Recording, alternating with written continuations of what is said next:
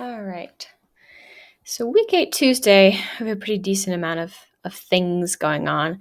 And just FYI, Wednesday is going to be kind of a working day. So even if you feel like this is an overwhelming amount of stuff, you will have Wednesday to catch up. I think also Friday may devote a little time to working on things since the Part 2 questions and the narrative are due on this day. Just to give you kind of a summary idea of what class is going to look like, the first thing that we will do is watch this, and these are the lyrics to this spoken word poem. So watch this. We will discuss the spoken word poem, its connections to Fahrenheit 451, its exceptional syntactical and diction related and pun related delightfulness. Then, after we do this, we will finish part 2 of the book. So pick up where we left off, and we'll read to the end of part 2. So that's fairly straightforward. Then we'll watch part of this, just the first few minutes, look over this and discuss this, talk about this, and then do this. So it goes roughly in order with the reading kind of being inserted in the middle of things, in medias res, if you will. So anyways, at this time, if you would like to kind of proceed with me as we would be doing in class, then pause this video and watch this video. And just make note of the since this is a spoken word poem, the nonverbal stuff also that's kind of going on in the video. So pause and watch now. Okay, presumably you followed my instructions and paused and watched the video. If not, you're missing out. It's lovely. But let's look at the lyrics together now. Okay, so Touchscreen is a poem that is meant to be critical in some ways of technology and the human disconnect that technology tends to cause. So I'm going to read it again slower than he did. He goes pretty fast. So feel free to fast forward through me if you already watched this a couple times or something. But I'm going to read it again slower and then just talk about the really persuasive rhetoric that he has going on here. The word choice, the figurative language, so much of it is just so well done and so clever and so kind of pointed, at our society and the way that we have allowed our society to change because of technology. So, Touchscreen by Marshall Soulful Jones. Introducing the new Apple iPerson, complete with multi-touch and volume control. Doesn't it feel good to touch? Doesn't it feel good to touch? Doesn't it feel good to touch? My world is so digital. I have forgotten what that feels like. It used to be hard to connect when friends formed cliques, but now it's even more difficult to connect when cliques form friends. But who am I to judge? I face Facebook more than books face me, hoping to book face-to-faces. I update my status, 420 spaces to prove I'm still breathing. Failure to do this daily would mean my whole web-wide world would forget that I exist. But with 3,000 friends online, and only 5 that I can count in real life, why wouldn't I spend more time in the world where there are more people that like me? Wouldn't you? Here, it doesn't matter if I'm an amateur person as long as I have a pro file. My smile is 50% genuine and 50% genuine HD. You would need Blu-rays to read the whites of my teeth, but I'm not that focused. 10 tabs open, hoping that my problems can be resolved. But it's 1600 by 1700 revolution. This is a problem with this evolution. Doubled over, we used to sit in treetops till we swung down to stand upright. Then someone slipped a disc, and now we're doubled over at desktops. From the Garden of Eden to the branches of Macintosh, apple picking has always come at a great cost. iPod, iMac, iPhone, iChat. I can do all of these things without making eye contact. We used to sprint to pick in-store blackberries. Now we run to the Sprint store to pick blackberries. It's scary. I can't hear the sound of Mother Nature speaking over all that tweeting. And along with it is our ability to feel as it's fleeting. You would think these headphone jacks inject in the flesh the way we connect to disconnect. Power on, so we are powerless. They got us love drugged, like e-pills. So we e-trade, email, emotion like e-commerce, because now money can buy love for $9.95 a month. Click to proceed to checkout. Click to X out where our hearts once were. Click. I've uploaded this hug. I hope she gets it. Click. I'm making love to my wife. I hope she's logged in. Click. I'm holding my daughter over a Skype conference call while she's crying in the crib in the next room. Click. So when my phone goes off on my hip, I touch and I touch and I touch. Because in a world where there are voices that are only read and laughter is never heard, I'm so desperate to feel that I hope the technology can reverse the universe so the screen can touch me back. And maybe it will when our technology is advanced enough to make us human again. So I just feel like in terms of making a very, very subtle criticism of technology, I think there's so many good things in here, so many references. And of course, ironically, this poem was, recorded and shared and, went viral via technology. I think this guy even got his own TED Talk about it. So obviously, this is not a guy who's advocating for going back to the dark ages and getting rid of technology completely. But at the same time, are we losing something because of technology is kind of the question that he raises here. So from the very beginning, if you watch this, I'm sure you noticed the kind of robotic way that he portrayed himself in that first little bit, as if he is the new Apple I person. As if there is an invention that Apple has come up with, in the future, which is a robot person, maybe the voice of Siri, and, it's all combined into this technological advancement. And can we give robots the ability to touch and feel, or is that a uniquely human ability? So we have this repetition here. Doesn't it feel good to touch? Really reminding us that, touching, connecting should be a human quality. And that sometimes if our worlds become too full of technology and digital media, then maybe we forget what connecting with others feels like. So then we start to get into some puns. Clicks and clicks. So we used to have friends. I mean, I'm sure we still do, but I used to have friends who would form groups of people called cliques. And now it's difficult to connect because our online clicks of follow or friend request, that's how we get our friends. Some people have friends that they've never met in their life. So it's connection, but is it connection? And who am I to judge? That all of us are not fit to judge anyone else because we're all connected to technology in different ways. In this sentence, just the number of ways that he's able to use the word face, like 5 different ways. I am facing Facebook, the social media platform, more than books face me, more than they confront me, more than they engage me, hoping to book face-to-faces meetings. Just really, really clever play on that word. And then the 420 spaces, which I assume is a reference to the amount of characters you can use on Twitter, to prove I'm still breathing, as if we do not exist in the digital world, do we really exist at all? Everything has become about public perception.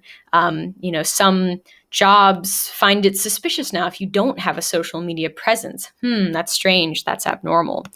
And then I like the way that this phrase is inverted. Instead of World Wide Web, he says Web Wide World. So we have some alliteration there with the W's, of course, which he does quite a bit, but also the idea that, when you say World Wide Web, the word world comes first. The connecting to the world is what matters. But now that it's inverted, it's like the web part is the important part. Forget the world. I'm not going to be out in the world anyways. I just need to connect to the web, the interweb.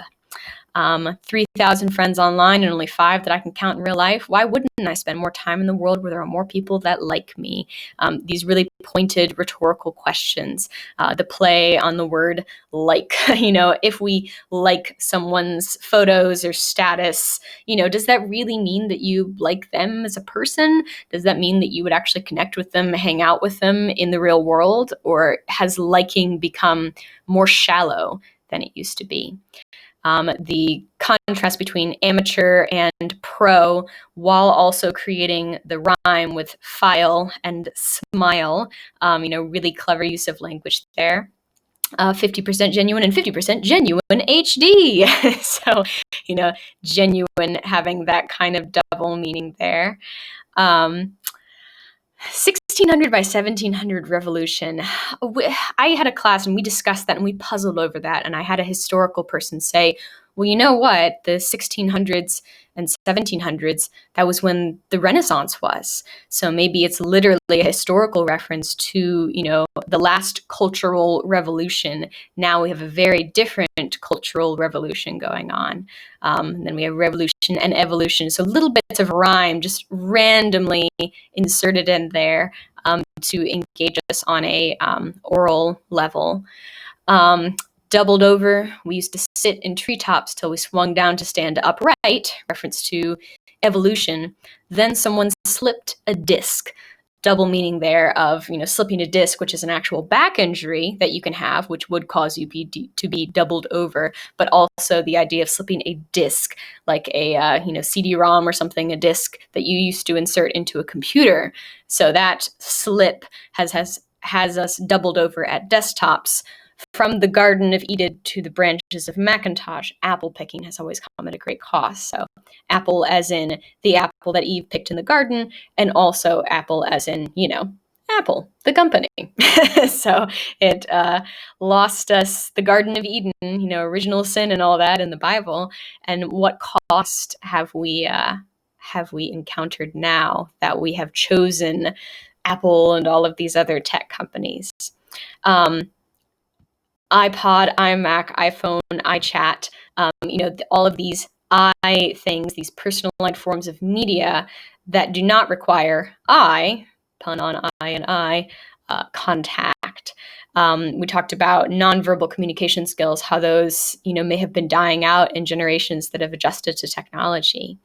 The pun on Sprint and Blackberries. Sprint, the company, and Blackberries, which used to be, horribly popular, probably still were pretty popular at the time that the spoken word poem was written. And, they've kind of died out now, but my dad used to have one. The pun on tweeting here. We're not connecting to the natural world as much because we're connecting to the digital world, to Twitter and all of the other platforms. And our ability to feel emotionally, physically, who knows, is fleeting. The connect to disconnect, I really like. I feel like it connects very well back to that Leonard Pitts article that we read about how we use technology for connection, but sometimes we also connect to technology to disconnect from the real world. Sometimes we use technology as a way to avoid dealing with things in the real world. We just want to check out of this real life, especially if you're going through a tough time or there's a bad situation. We do connect to disconnect. The juxtaposition of power on, so we are powerless. So when we turn those devices on, it takes our power away. It gives our power to our devices. And then, we had the I's up here. Now we have the E's: e-pill, e-trade, email, e-motion. So is e-motion electronic motion? Is it actual, physical emotions that we have? Money Can Buy Love for $9.95 a month, reference to dating websites, eHarmony, and all that kind of stuff where, you can find your soulmate with the power of the internet. And then this little click sequence, the repetition of the word click, really emphasizing the, what's the word I'm looking for? Like the monotony, of our lives as we go through these motions online that, from the outside looks so kind kind of robotic. I've uploaded this hug. I hope she gets it. If that's a reference to like emojis, making love to my wife. I hope she's logged in. Maybe like webcams or sex cams or something. I don't know. Holding my daughter over a Skype conference call while she's crying in the crib in the next room. Maybe choosing business over family. I touch and I touch and I touch. This poem is called Touch Screen. So touching does have a lot of different nuances in the poem.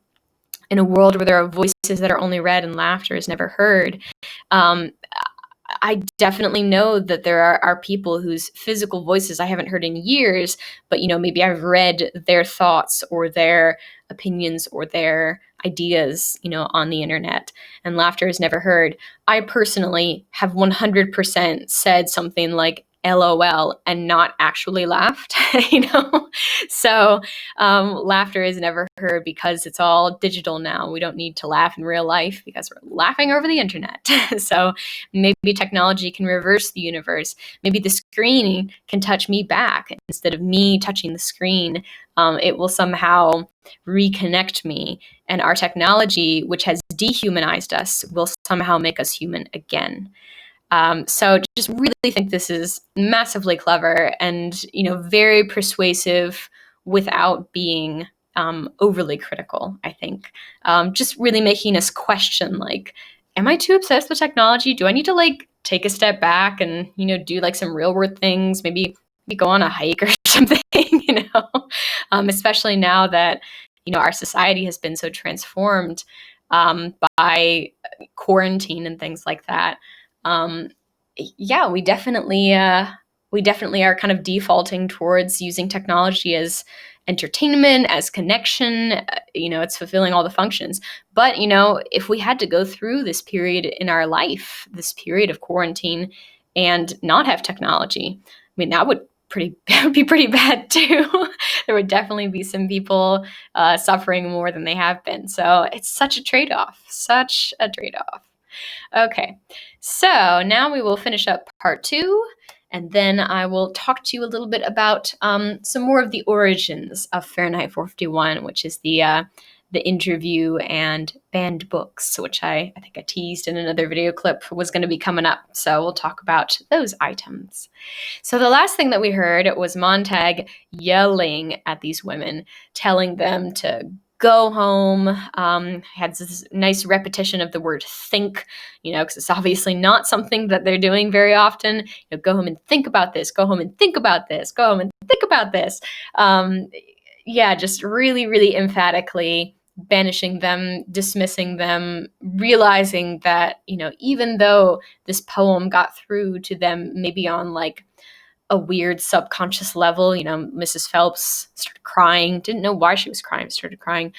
He also realizes that they're just so far gone. They are a representation of this culture that has been absolutely shot through. So let's see if Montag has a better time at work, or if he has a little meltdown there too. You never know. Doors slammed, and the house was empty. Montag stood alone in the winter weather, with the parlor walls the color of dirty snow. In the bathroom, water ran. He heard Mildred shake the sleeping tablets into her hand. Fool, Montag, fool, fool. Oh, God, you silly fool. Shut up. He pulled the green bullet from his ear, and jammed it into his pocket. It sizzled faintly. Fool, fool. He searched the house and found the books where Mildred had stacked them behind the refrigerator. Some were missing, and he knew that she had started her own slow process of dispersing the dynamite in her house, stick by stick. But he was not angry now, only exhausted and bewildered with himself. He carried the books into the backyard and hid them in the bushes near the alley fence. For tonight only, he thought, in case she decides to do any more burning. He went back through the house. Mildred? He called at the door of the darkened bedroom. There was no sound. Outside, crossing the lawn, on his way to work, he tried not to see how completely dark and deserted Clarice McClellan's house was. On the way downtown, he was so completely alone with his terrible error that he felt the necessity for the strange warmness and goodness that came from a familiar and gentle voice speaking in the night. Already, in a few short hours, it seemed that he had known Faber a lifetime. Now he knew that he was two people, that he was, above all, Montag, who knew nothing, who did not even know himself a fool, but only suspected it. And he knew that he was also the old man who talked to him, as the train was sucked from one end of the night city to the other on one long, sickening gasp of motion. In the days to follow, and in the nights when there was no moon, and in the nights when there was a very bright moon shining on the earth, the old man would go on with this talking, drop by drop, stone by stone, flake by flake. His mind would well over at last, and he would not be Montag any more. This the old man told him, assured him, promised him. He would be Montag plus Faber, fire plus water. And then, one day, after everything had mixed and simmered and worked away in silence, there would be neither fire nor water, but wine. Out of two separate and opposite things, a third. And one day he would look back upon the fool and know the fool. Even now he could feel the start of the long journey, the leave-taking, the going away from the self he had been. It was good listening to the beetle hum, the sleepy mosquito buzz, and delicate filigree murmur of the old man's voice, at first scolding him, and then consoling him in the late hour of night as he emerged from the steaming subway toward the firehouse world. Pity, Montag, pity. Don't haggle and nag them. You were so recently one of them yourself. They are so confident that they will run on forever, but they won't run on. They don't know that this is all one huge, big, blazing meteor that makes a pretty fire in space, but that someday it'll have to hit. They see only the blaze, the pretty fire, as you saw it. Montag, old men who stay at home, afraid, tending their peanut-brittle bones, have no right to criticize. Yet you almost killed things at the start. Watch it. I'm with you. Remember that. I understand how it happened. I must admit that your blind raging invigorated me. God, how young I felt. But now I want you to feel old. I want a little of my cowardice to be distilled in you tonight. The next few hours, when you see Captain Beatty, tiptoe round him. Let me hear him for you. Let me feel the situation out. Survival is our ticket. Forget the poor, silly women. I made them unhappier than they have been in years, I think, said Montag. It shocked me to see Mrs. Phelps cry. Maybe they're right. Maybe it's best not to face things, to run, have fun. I don't know. I feel guilty. No, you mustn't. If there were no war, if there was peace in the world, I'd say fine, have fun. But Montag, you mustn't go back to being just a fireman. All isn't well with the world. Montag perspired. Montag, you listening? My feet, said Montag. I can't move them. I feel so damn silly. My feet won't move. Listen, easy now, said the old man gently. I know. You're afraid of making mistakes. Don't be. Mistakes can be profited by. Man, when I was young, I shoved my ignorance in people's faces. They beat me with sticks. By the time I was 40, my blunt instrument had been honed to a fine cutting point for me. If you hide your ignorance, no one will hit you, and you'll never learn. Now, pick up your feet, into the firehouse with you. We're twins. We're not alone anymore. We're not separated out in different parlors with no contact between. If you need help when Beatty pries at you, I'll be sitting right here in your eardrum, making notes. Montag felt his right foot, then his left foot move. Old man, he said, stay with me. The mechanical hound was gone. Its kennel was empty, and the firehouse stood all about in plaster silence, and the orange salamander slept with its kerosene in its belly, and the fire-throwers crossed upon its flanks. And Montag came in through the silence and touched the brass pole and slid up in the dark air, looking back at the deserted kennel, his heart beating, pausing, beating. Faber was a gray moth asleep in his ear for the moment. Beatty stood near the drop hole waiting, but with his back turned as if he were not waiting. Well, he said to the men playing cards, here comes a very strange beast, which in all tongues is called a fool. He put his hand to one side, palm up, for a gift. Montag put the book in it. Without even glancing at the title, Beatty tossed the book into the trash basket and lit a cigarette. Who are a little wise, the best fools be. Welcome back, Montag. I hope you'll be staying with us. Now that your fever is done and your sickness over, sit in for a hand of poker. They sat, and the cards were dealt. In Beatty's sight, Montag felt the guilt of his hands. His fingers were like ferrets that had done some evil and now never rested, always stirred and picked and hid in pockets, moving from under Beatty's alcohol-flame stare. If Beatty so much as breathed on them, Montag felt that his hands might wither, turn over on their sides, and never be shocked to life again. They would be buried the rest of his life in his coat sleeves, forgotten. For these were the hands that had acted on their own, no part of him. Here was where the conscience first manifested itself to snatch books, dart off with Job and Ruth and Willie Shakespeare, and now, in the firehouse, these hands seemed gloved with blood. Twice in half an hour, Montag had to rise from the game and go to the latrine to wash his hands. When he came back, he hid his hands under the table. Beatty laughed. "Let's have your hands in sight, Montag. Not that we don't trust you, but—" They all laughed. "Well," said Beatty, "the crisis is past, and all is well. The sheep returns to the fold. We're all sheep who've strayed at times. Truth is truth, to the end of reckoning, we've cried. They are never alone that are accompanied with noble thoughts, we've shouted to ourselves. Sweet food of sweetly uttered knowledge, Sir Philip Sidney said. But on the other hand, words are like leaves, and where they most abound, much fruit of sense beneath is rarely found. Alexander Pope, what do you think of that?" "I don't know." "Careful," whispered Faber, living in another world far away. "Or this. A little learning is a dangerous thing. Drink deep, or taste not the Pierian spring. There shallow draughts intoxicate the brain, and drinking largely sobers us again." Pope, same essay. Where does that put you? Montag bit his lip. "I'll tell you," said Beatty, smiling at his cards. "That made you, for a little while, a drunkard. Read a few lines, and off you go over the cliff. Bang, you're ready to blow up the world, chop off heads, knock down women and children, destroy authority. I know, I've been through it all." "I'm all right," said Montag nervously. "Stop blushing. I'm not needling. Really, I'm not. Do you know, I had a dream an hour ago. I lay down for a cat nap. And in this dream, you and I, Montag, got into a furious debate on books. You towered with rage, yelled quotes at me. I calmly parried every thrust. Power, I said. And you, quoting Dr. Johnson, said, knowledge is more than equivalent to force. And I said, well, Dr. Johnson also said, dear boy, that he is no wise man that will quit a certainty for an uncertainty. Stick with the fireman, Montag. All else is dreary chaos.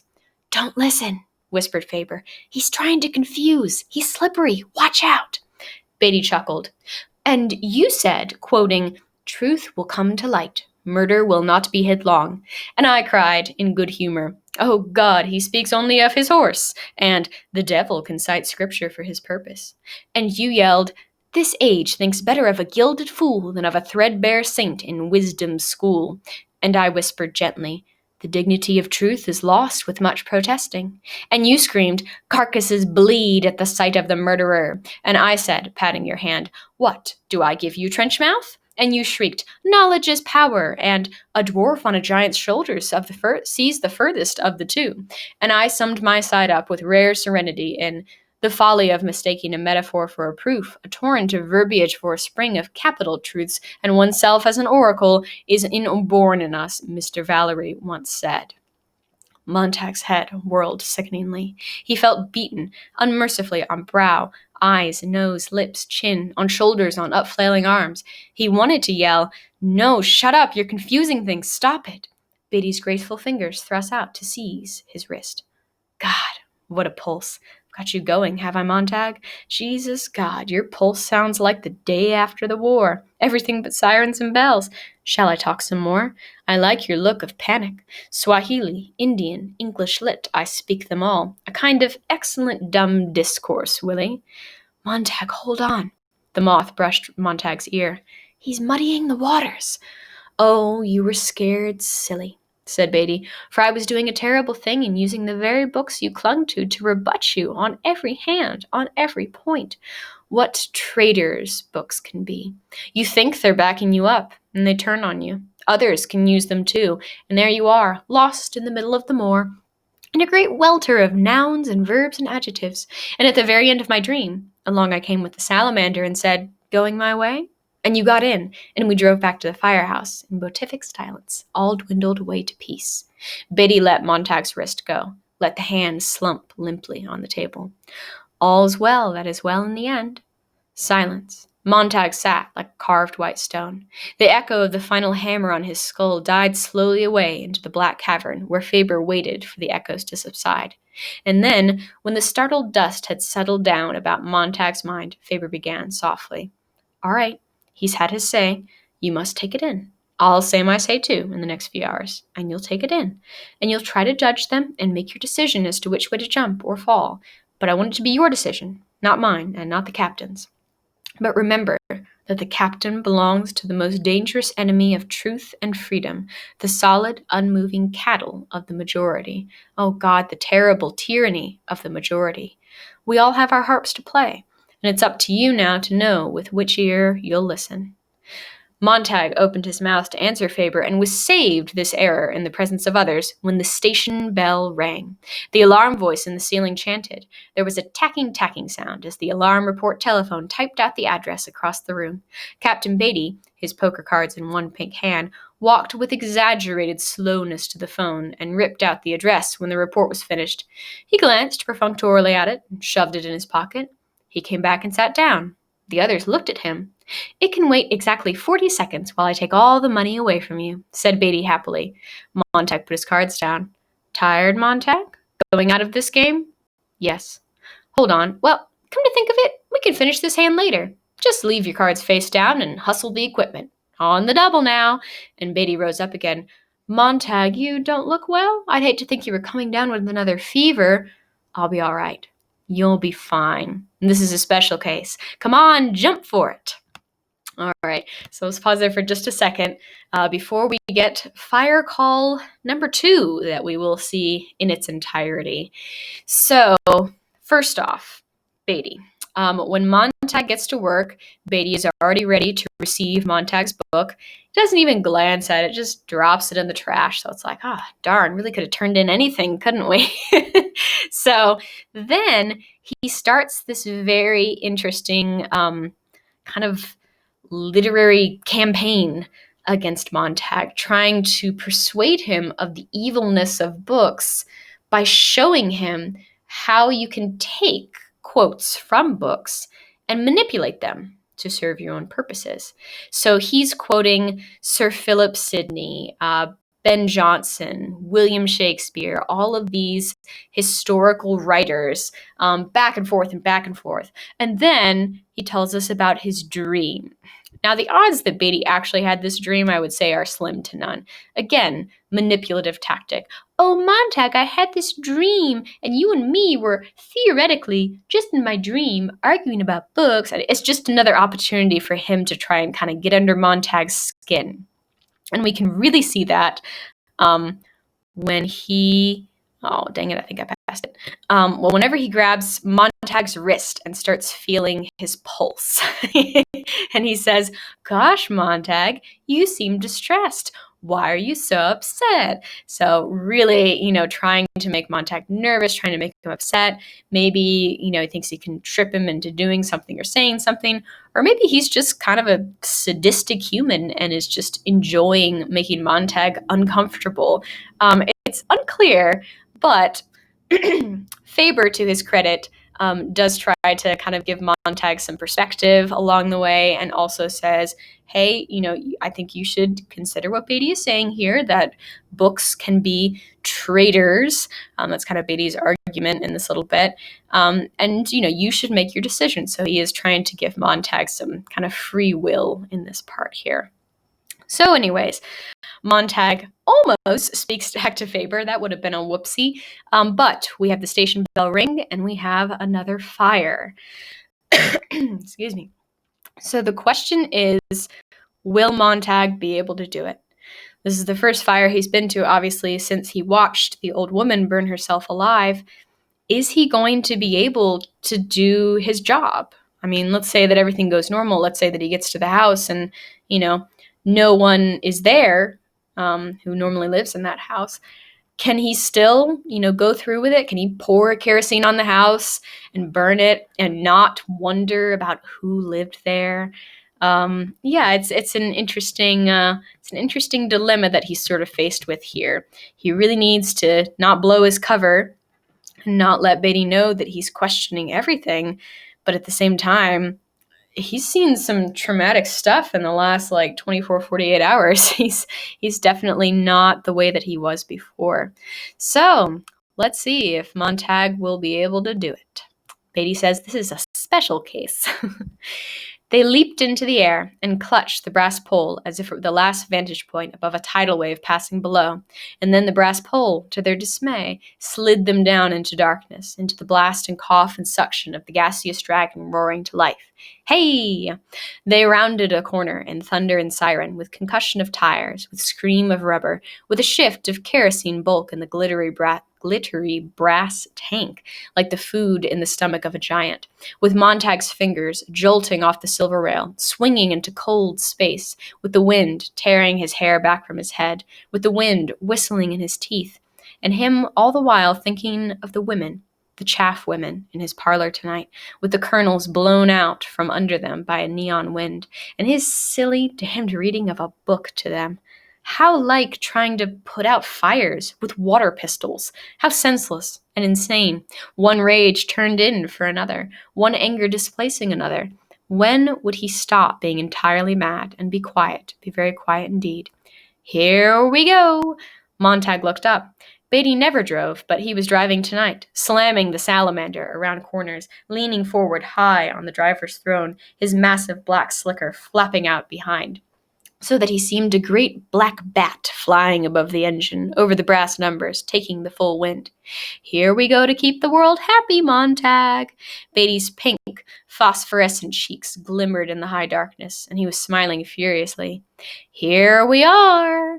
The salamander boomed to a halt, throwing men off in slips and clumsy hops. Montag stood, fixing his raw eyes to the cold, bright rail under his clenched fingers. I can't do it, he thought. How can I go at this new assignment? How can I go on burning things? I can't go in this place. Beatty, smelling of the wind through which he had rushed, was at Montag's elbow. All right, Montag? The men ran like cripples in their clumsy boots, as quietly as spiders. At last Montag raised his eyes and turned. Beatty was watching his face. Something the matter, Montag? Why, said Montag slowly, we've stopped in front of my house. Dun, dun, dun! All right. So, total trick question, do you think Montag can burn someone else's house? It is not someone else's house. It is, in fact, Montag's house. So now the question is, who turned him in? Was it his wife? Was it the woman who cried when he read poetry? Was it the woman who doesn't care about her children and, ships them off to boarding school or whatever, Which one was it that turned him in? Was it Faber, Is he secretly a double agent for the firemen, and that's how he survived so long? There's all sorts of possibilities here. Maybe no one told, and Beatty just had the mechanical hound do some surveillance work. But regardless, it seems like Montag is in a bit of a situation. And I'm sure that you can probably tell from the title of Part 3, at least a little something that's probably going to happen in this section. Sorry, Montag's house, your days are numbered. All right, so that is the end of Part 2. Now, the other stuff that I wanted to share with you today as we kind of close out Part 2, I have this interview with Ray Bradbury. And typically what I'll do is I will mention that, back in the day, back in the 1950s, it was common to serialize novels. And what that would mean is that they'd print a part of the novel in magazines, and people, think of it like a television series, but, books. So if you're familiar with the book Little Women, that was originally published in serial form in a magazine, published in several parts so that people could read part 1 and then they'd be like, oh, I'm so excited, part 2 is coming out. And, So after Ray Bradbury published Fahrenheit 451, a magazine came to him and asked him to serialize his book in their magazine. And as you may be able to deduce, if you know anything about this guy, that magazine was, in fact, Playboy. So the first time that Fahrenheit 451 appeared in a magazine was in the pages of the 3rd, 4th, and 5th, not editions, but releases of Playboy magazine. So this interview here, and typically in class, sorry, loud, loud and probably echoey. Typically in class, I show only the first couple of minutes So I think it's right to about maybe more than 2 minutes. Okay, I think it's about here. So I think it's about 3.5 minutes or so that I show of this interview. I mean, you're welcome to watch the whole thing, but I think the beginning part for me is the most interesting, where Hugh Hefner, and Hugh at this point was still in pretty good shape. He's passed away now, of course. Ray Bradbury was a little bit rougher. He's a little hard to understand at this point. He was in a wheelchair. He was starting to feel the effects of some ill health. So anyways, point being that Hugh speaks so interestingly about the origins of Fahrenheit 451, and how this novel was so perfect for the pages of Playboy. And, I was sort of thinking like, wow, I really need to get my hands on these early editions of Playboy. Maybe I'm missing something about how Playboy started, but I don't know. This doesn't seem like a very sexually explicit book. But someone suggested once, well, Playboy was certainly controversial when it came out. And you can argue that Fahrenheit 451 has seen its share of controversy as well. So even though Fahrenheit 451 is a book about banning books, about making books illegal in some capacity, it is a book that actually has been banned on a number of occasions. So the link that I have here, and feel free to pause me and watch the interview if you haven't already, but the link that I have here is a list of the top 100 banned and challenged books from 2000 to 2009. So, typically what I'll do, I usually pass out like an abbreviated list of the books, but since we're doing everything digitally, I'll give you the full 100. Here they are in all of their glory. And while some of them you may be able to say, okay, well, I guess I can see why that one was controversial, and they didn't want that information going around. Others, people are shocked by, how could that book be banned? Are you kidding me? Now, first, I want to clarify that what I mean by banned or challenged means that that book has been ejected either temporarily or permanently from a public venue. So, public library, public school system. You would still be able to buy all these books on Amazon or at a bookstore. That would not be compromised in any way, shape, or form. But if you wanted to read the book in class, like if a teacher, wanted to teach a certain book in class, and if that book was banned in that county or in that area, then they would not be able to do so. It would be forbidden. So I'm going to briefly go over some of these books, the ones that I know people have heard of and maybe wondering about, why they're on this list and why they are considered to be controversial.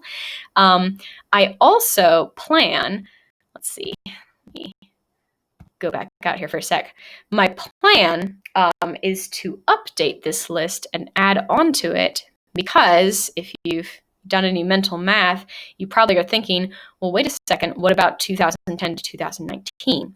So I emailed the people in charge of the banned books list, and they are not releasing that list until the very end of September. And I am recording this video before the end of September. I'm trying to get them planned out in advance.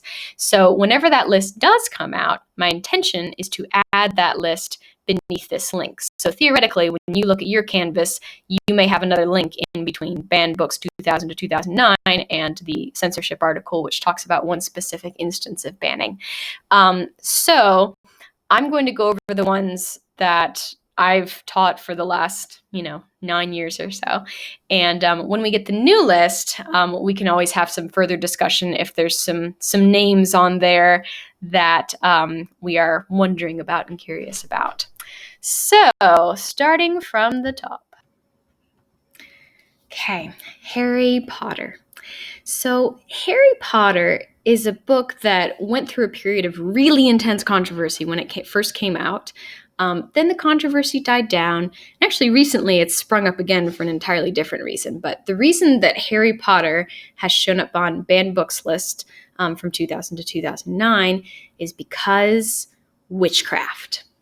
Not even kidding. So the reason that so many people objected to Harry Potter when it first came out, it was wildly popular. And parents were deeply concerned that their young children were going to read Harry Potter and turn into little witches and warlocks. And if you think that sounds absolutely ridiculous, well, you're probably right. But our president at the time, George W. Bush, actually refused to give J.K. Rowling the Presidential Medal of Freedom because he was convinced that the book promoted witchcraft. So it was not an isolated, conspiracy theory. It was a pretty widespread opposition for these books when they first came out. And then I guess after a few years when, there weren't a bunch of little witches and warlocks sprouting up, people decided, oh, okay, I guess they're just books. So that's one that always gets asked about. Some people ask me about number 4, which I think is interesting because it's so high on this list, and it's one of the few ones that's high up on this list that is a children's book.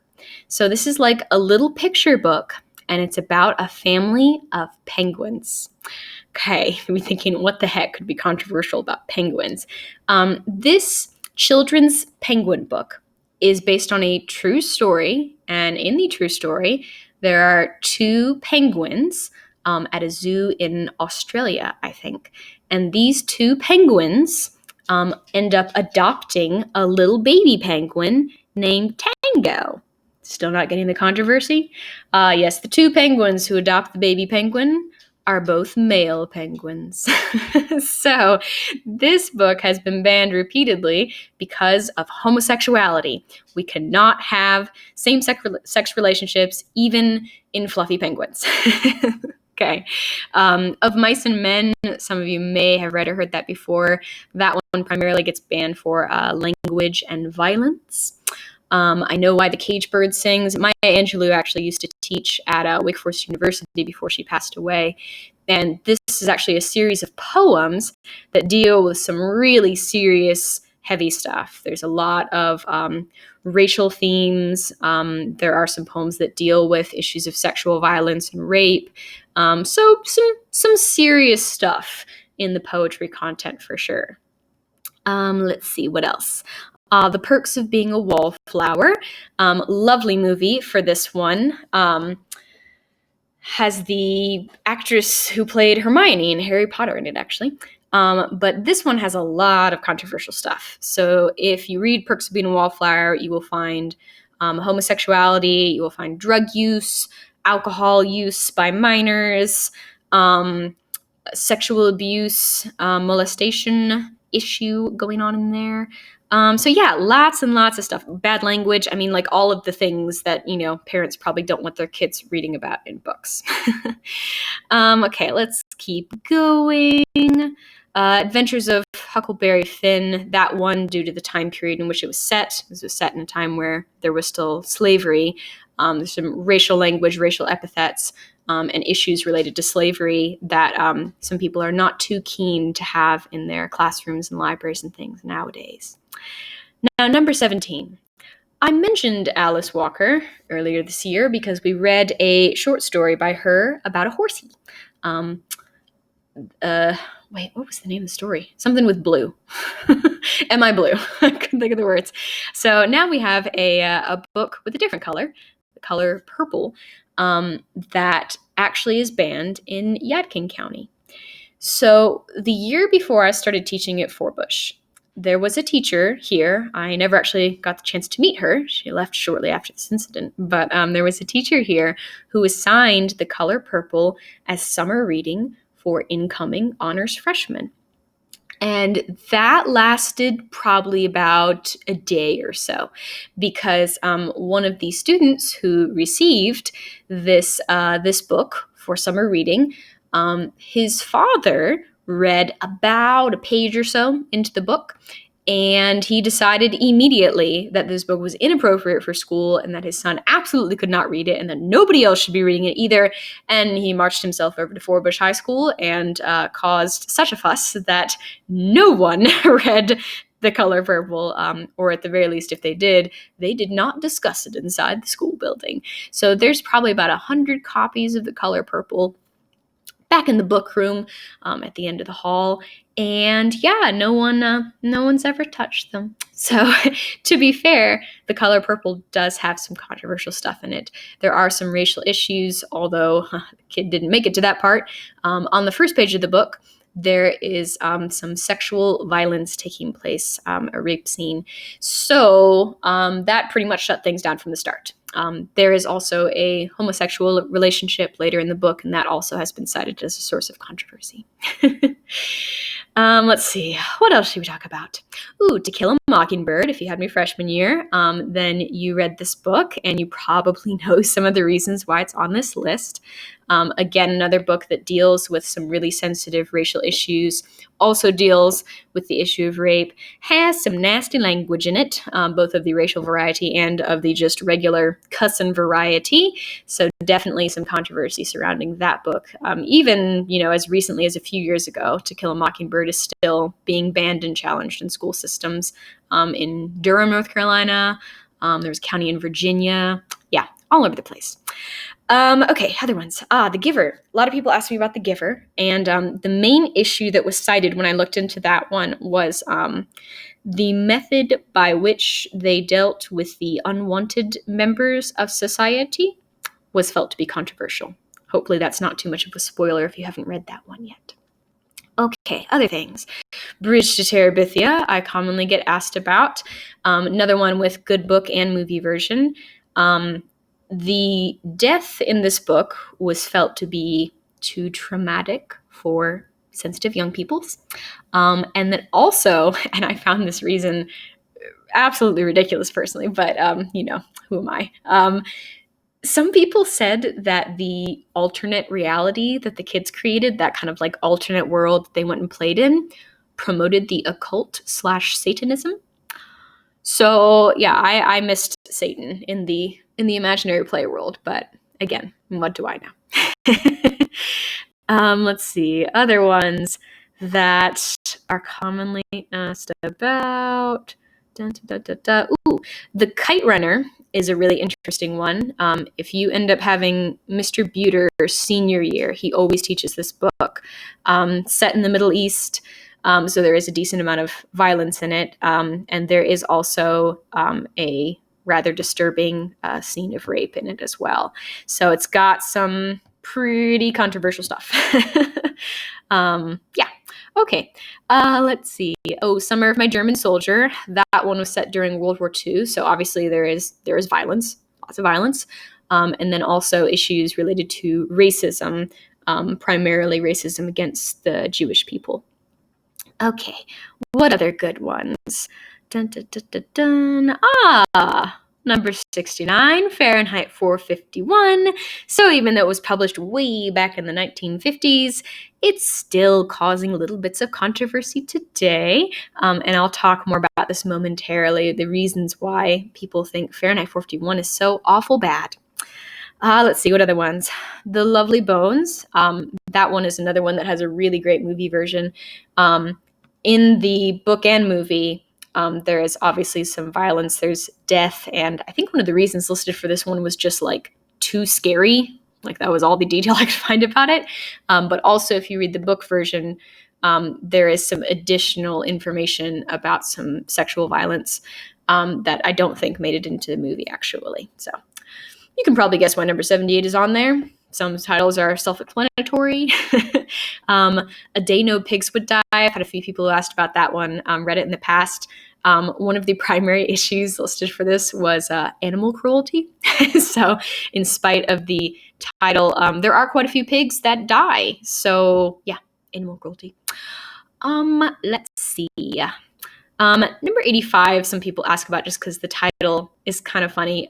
Chris Crutcher is an author who commonly writes about issues that teenagers go through, and he prides himself on being on banned books list. He's like, I'm going to write about the most controversial stuff out there, the real issues that teens are dealing with, and ban me if you want to. He's got another book on here somewhere as well.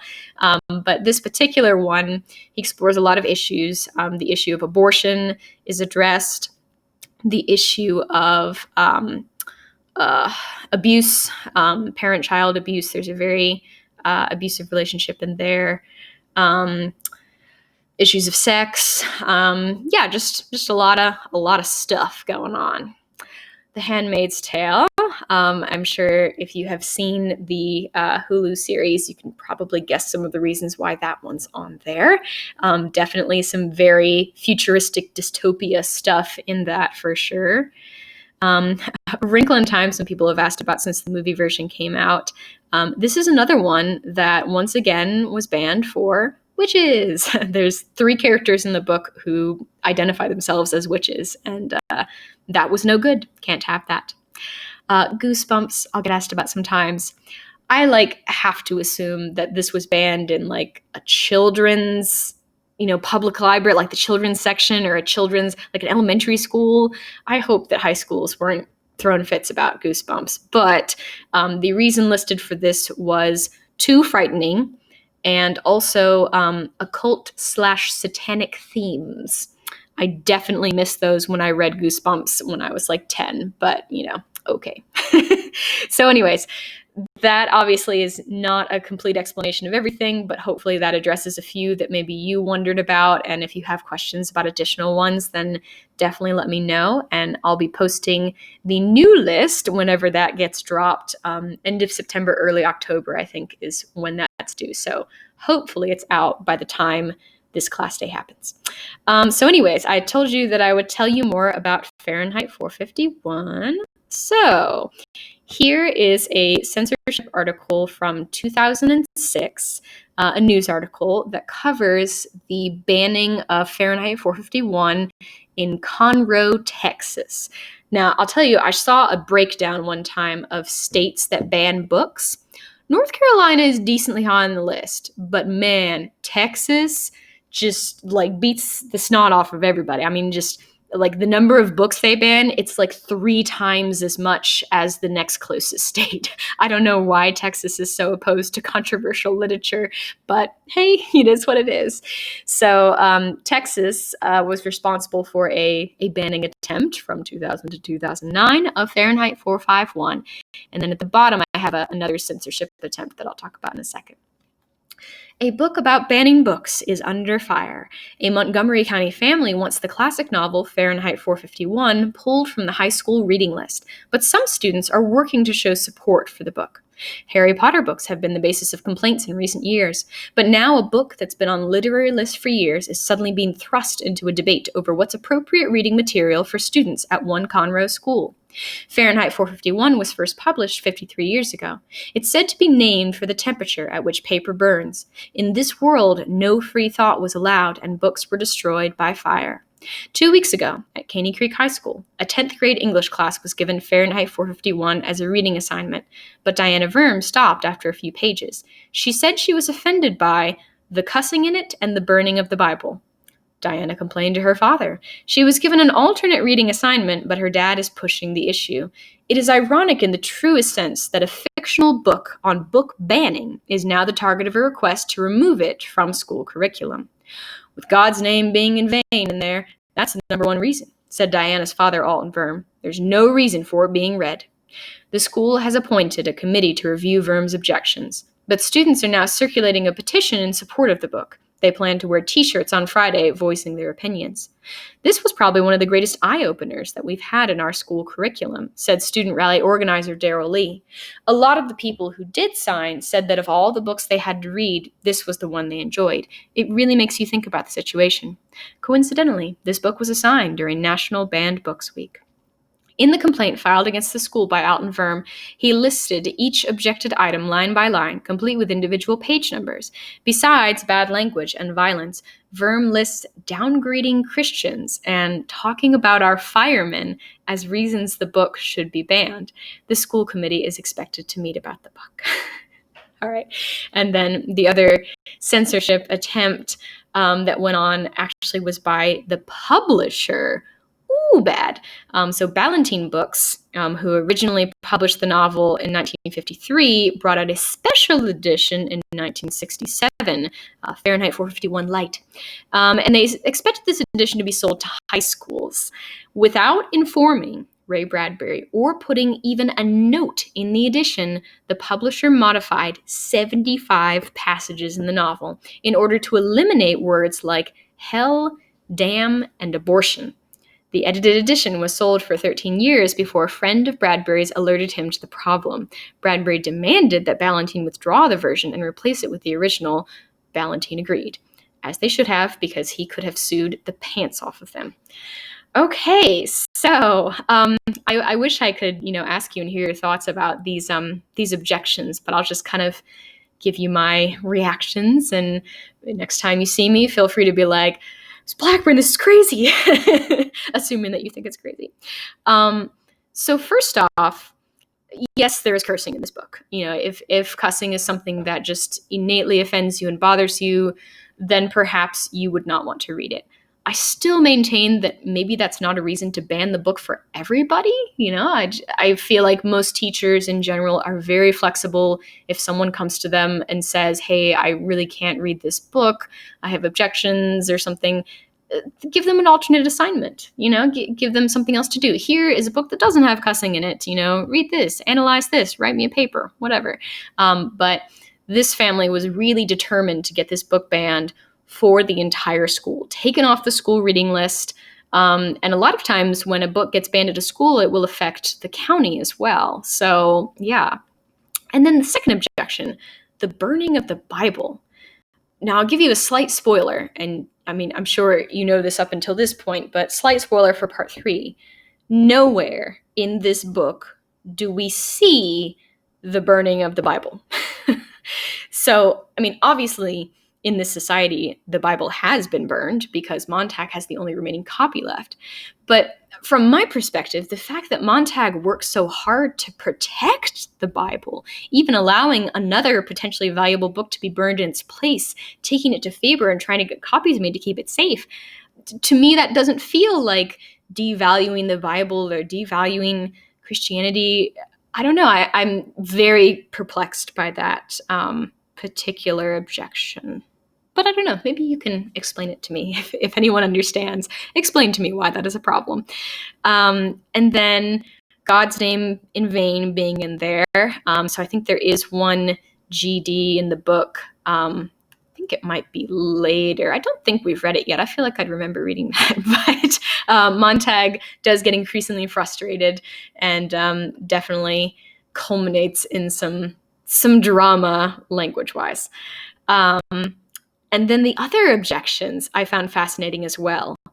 Downgrading Christians. In a book that's satire, to me, when you portray a society satirically, I don't know if that's meant to be critical of the groups and people who have been satirized. So the book, of course, kind of is innately critical of the government for exerting the control that they do, and is critical of people who have been willing to let go of knowledge and critical thinking. But even in the section where Faber talks about what Christianity has become, I never would have seen that as critical of Christians. I would definitely see that as critical of this culture that has warped and manipulated Christianity.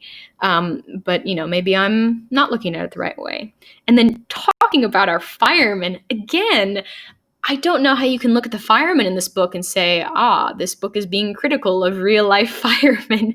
Real life firemen, like our firemen in our society, they're heroes. They put out fires. They save people from burning buildings. The only thing that these firemen have anything in common with them is, that in both situations there's some fire, just different purposes and different intentions. So again, I don't know. I just wouldn't say that this book would be critical of firemen, not our firemen. It's critical of these firemen, obviously. But I don't think we would look at these firemen and say, yes, these men are much like the firemen in our day, so thus this book is criticizing them. So anyways, I can't say that I agree with most of Alton and Diana Verme's objections. And I think you have to have a very twisted view of literature to read this book and think some of these things.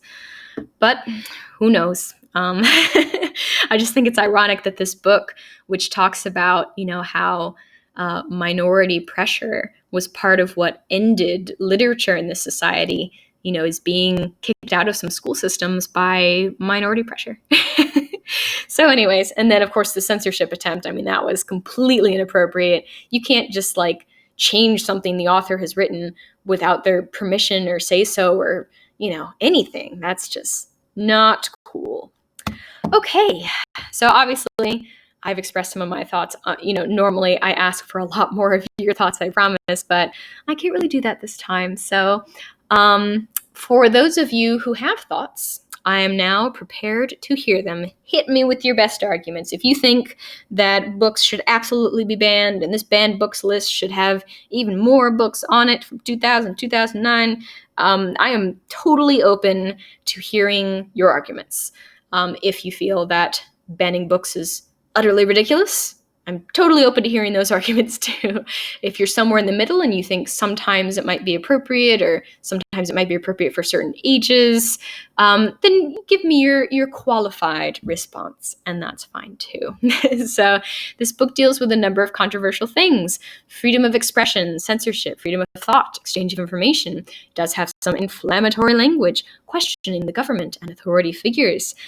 This society is obviously kind of shot through, devoid of emotion due to usage of mood-modulating drugs, spending almost all of their free time watching TV, encouraged to spy and report on one another.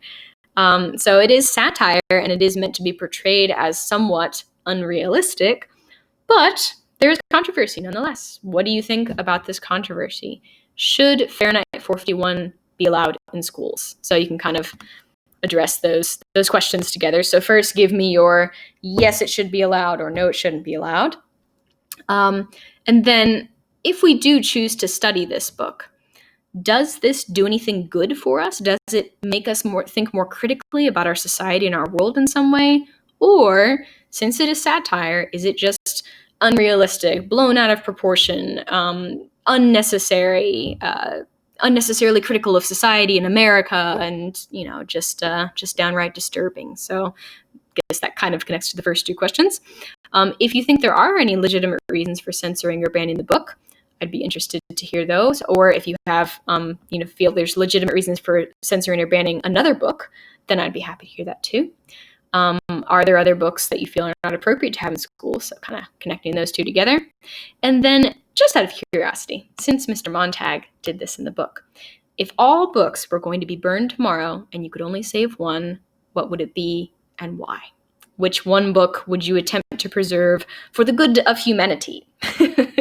All right, so I know that's a lot of questions, and feel free to kind of segment some of them. Some of the questions are really just kind of me restating things, so don't feel like you have to provide distinct answers to each question. You can sort of blend things together, let it flow. But I am interested to hear your thoughts on banning books. It is a controversial issue. Censorship in general is a controversial issue. So that's all I have for you today. And yeah, Wednesday we'll get some work done. Friday we'll get some work done. Thursday, have your second argument essay now that you've gotten some feedback from the first one. And yeah, that's about it.